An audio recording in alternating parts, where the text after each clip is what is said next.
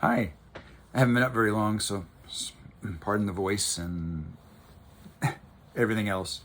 Bags under my eyes and whatever. I slept late today and just jumped out of the shower here and got a hectic day, so I thought I'm gonna just get dressed out a little bit and get going on things like food. But I thought I'll get this video because this is from yesterday. Although I might hang on to this for a week or so. I always say that and then I forget and put it up public right away.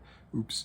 But anyway, it may be cathartic for me to get it out today because, like I said, this is events from just yesterday, and I'm still kind of pissed and almost got my car almost killed me again. That'd be the fourth time that I've done videos on my car almost killing me. Son of a bitch.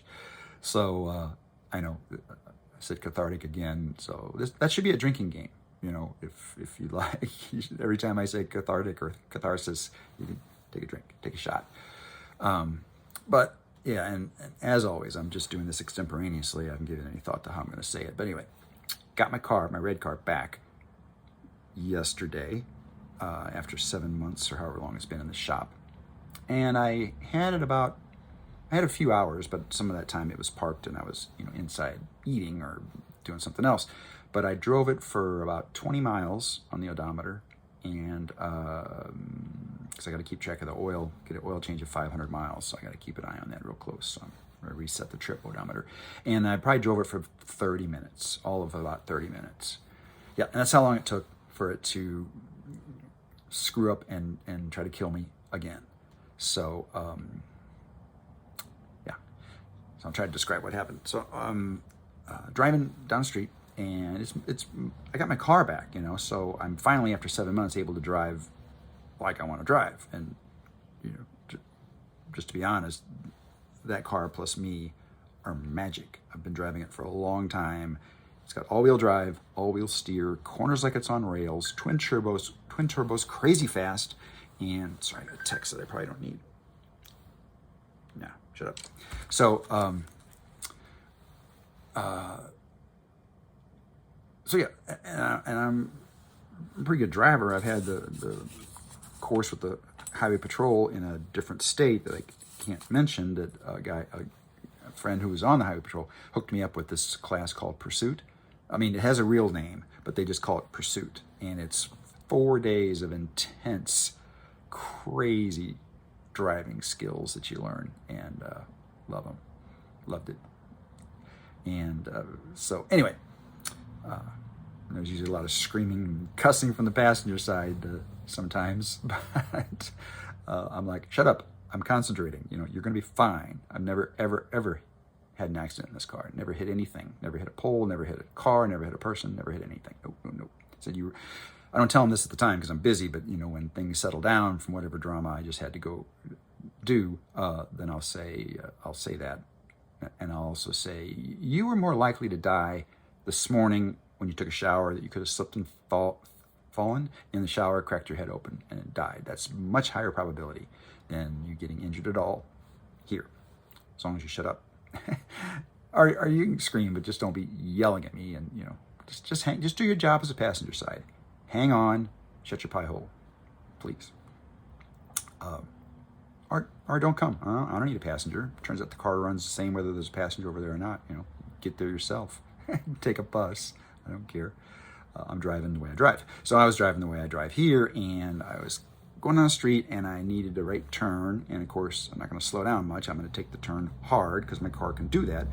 And I took this right turn, 90-degree turn, pretty hard, coming into it pretty hot, fast, and the engine dies on me.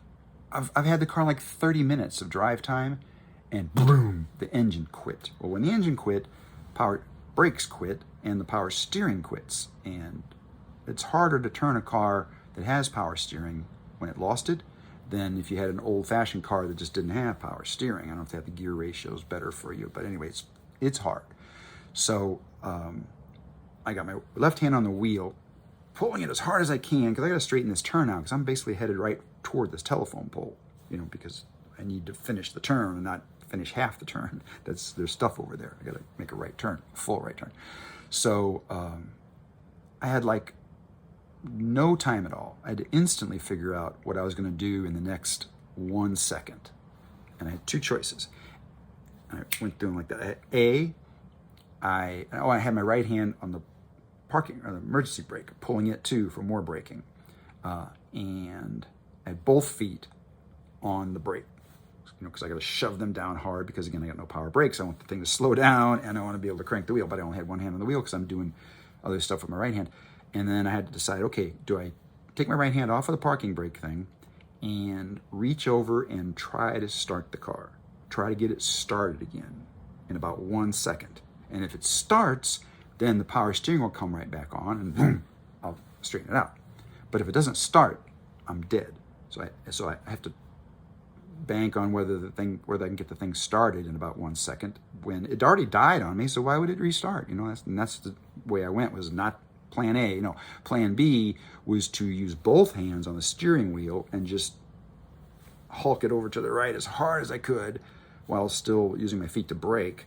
And that's the decision I made, and it worked out. I got the car straightened out enough, and then it was downhill, the street that I was on. I straightened out completely, and I only went about 30 feet, and I'm already looking for a landing place, and there's an apartment complex over here on the left and a parking lot in front of it, manager's office. 1 and 2 bedroom apartments open now.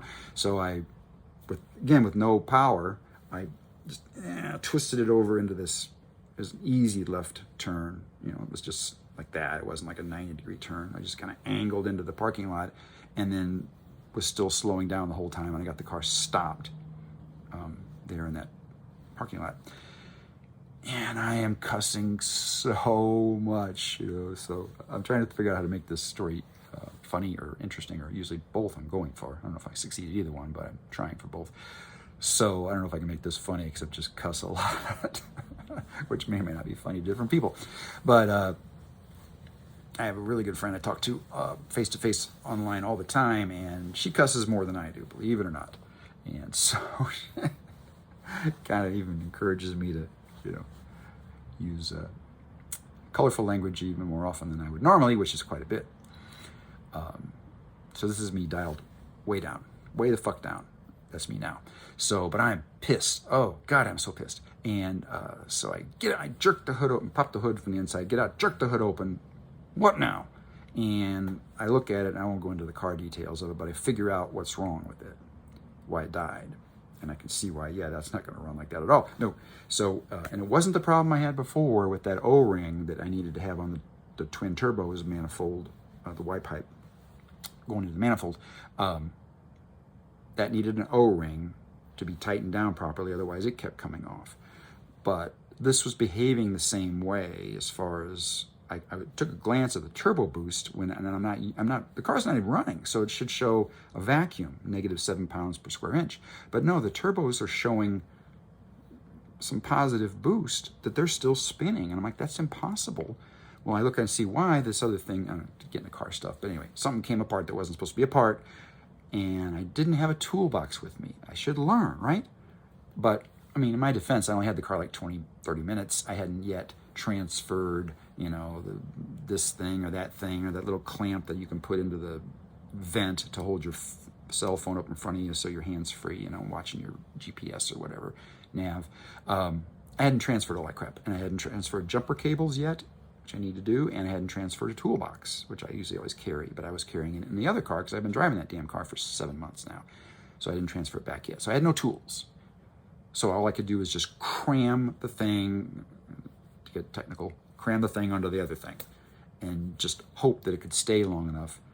And it did stay. I got the car started. It started right away. And then I drove it very carefully, making sure I didn't make the turbos boost at all, because any positive pressure there would probably pull that thing off of there, which is what happened in the first place.